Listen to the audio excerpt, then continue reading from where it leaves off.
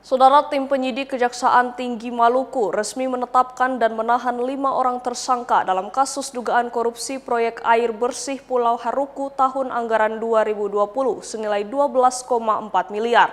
Penetapan tersangka dilakukan usai penyidik memeriksa 8 saksi sejak pagi hingga malam Senin 3 Agustus 2026. Kelima tersangka yang resmi ditahan dalam kasus dugaan korupsi proyek air bersih di Pulau Haruku, Kabupaten Maluku Tengah ini terdiri dari 2 mantan PPK berinisial AS dan NH, 2 mantan PPTK berinisial AM dan NM, serta 1 pihak swasta berinisial DP selaku kontraktor pelaksana dari PT Kusuma Kaya Abadi Construction. Dari hasil penyidikan, tim menemukan modus licik para tersangka yang memalsukan dan merekayasa dokumen progres fisik hingga 100% agar anggaran cair. Padahal proyek di lapangan belum rampung. Akibat perbuatan kelima tersangka ini, negara mengalami kerugian senilai 3,8 miliar rupiah. Berdasarkan perhitungan BPKP Perwakilan Maluku.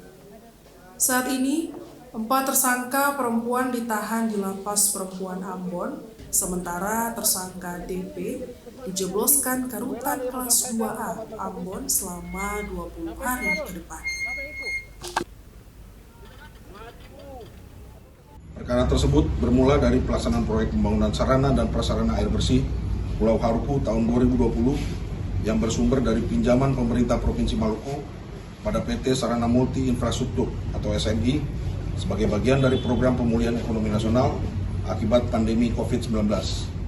Bahwa dari hasil pemeriksaan tim penyidik menemukan adanya fakta-fakta perbuatan yang dilakukan oleh para tersangka yang mana perbuatan tersebut telah memenuhi unsur-unsur pasal tindak pidana korupsi dan penyidik telah menemukan minimal 2 alat bukti sehingga terhadap AS, NH, AM, NM, dan DP ditetapkan sebagai tersangka berdasarkan surat penetapan tersangka